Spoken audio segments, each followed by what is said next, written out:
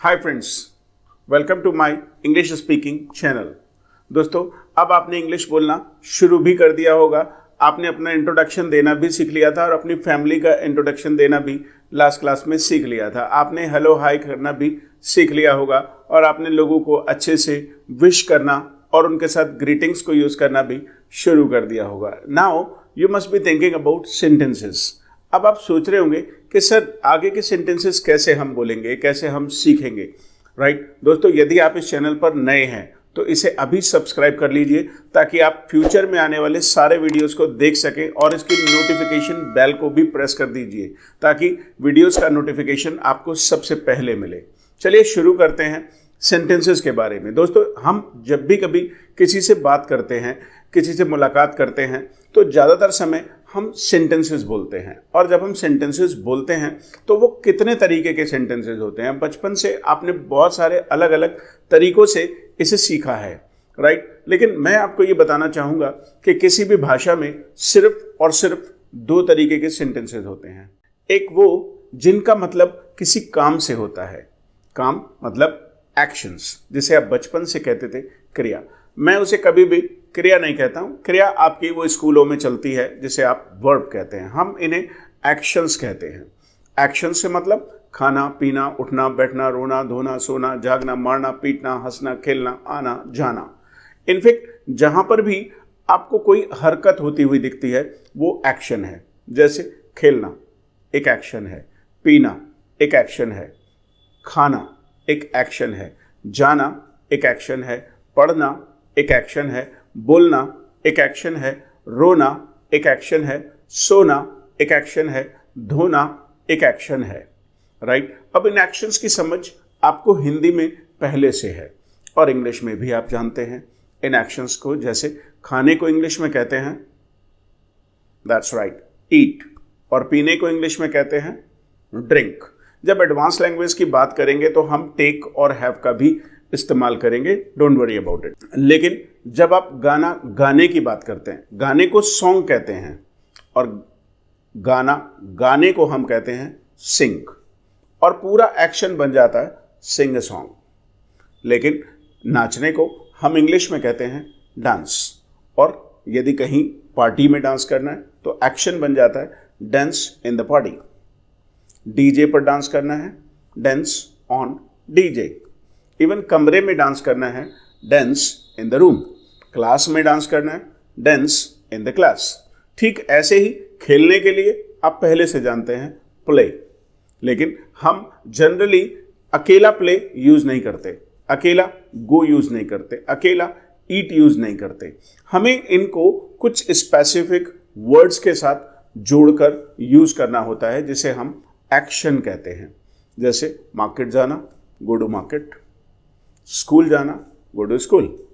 गो के बाद 99% केसेस में टू आता है, right? Go to market, go to college, go to library, go to bus stand, go to railway station and go to health, right? वह पहले से समझते हैं, don't worry about it, right? ऐसे ही play carrom, play cricket, play football, play basketball, play cards, play PUBG, या फिर play carrom, play badminton. ये एक्शन बन गया। अब एक्शंस आपको पहले से आते हैं। इंग्लिश में एक्शंस कहना आपको पहले से आता है, बचपन से आपने सीखा है।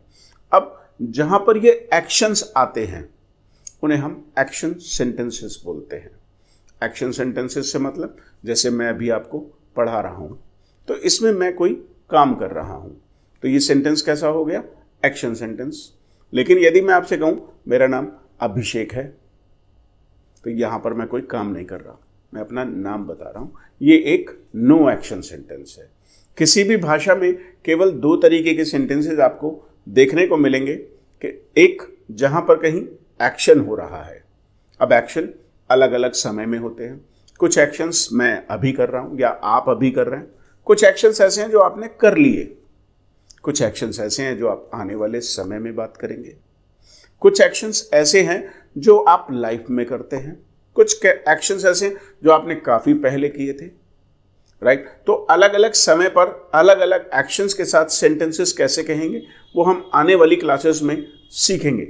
लेकिन अभी हम क्या बात कर रहे हैं, अभी हमें समझ आना चाहिए कि किसी भी भाषा में दो तरीके के सेंटेंसेस होंगे। पहला दैट्स राइट, एक्शन सेंटेंसेस, और दूसरा no action.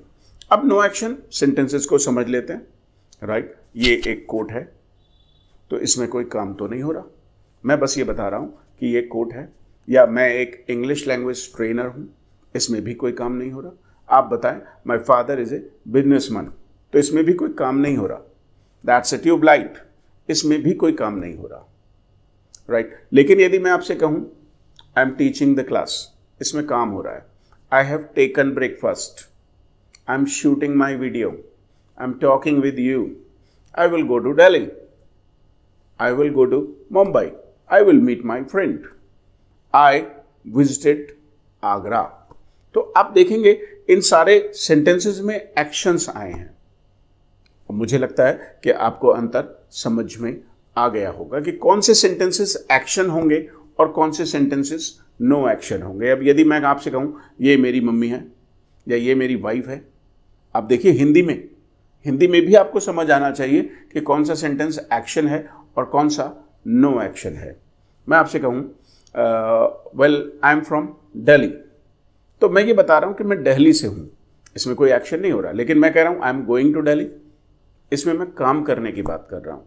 This is carrom, I am playing carrom. आपको अंतर समझ में आ गया होगा, राइट। एक और एग्जाम्पल समझते हैं। That's a fan, fan is working. That's a tubelight, that is working. This is a television, this is going on, television is going on। In fact जब कभी भी एक्शंस आएगा, जब कहीं भी किसी भी सेंटेंस में एक्शंस यूज होंगे तो वो एक्शन सेंटेंस होगा, और यदि उसमें एक्शन नहीं है तो फिर वो नो एक्शन सेंटेंस होगा। चलिए मैं कुछ सेंटेंसेस बोलूंगा, आपको पहचान करनी है कि आपको समझ आ गया या नहीं आ गया कि कौन सा सेंटेंस एक्शन है और कौन सा no action. I'm teaching the class. My name is Abhishek. You are intelligent. That is Rajesh. Rajesh is playing football. That's a camera. I am shooting my video. He is Sachin Tendulkar.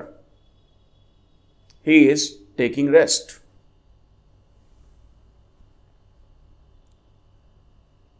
I hope it's all clear। आपको समझ में आ गया होगा और आपने action sentences और no action sentences के अंतर को समझ लिया है।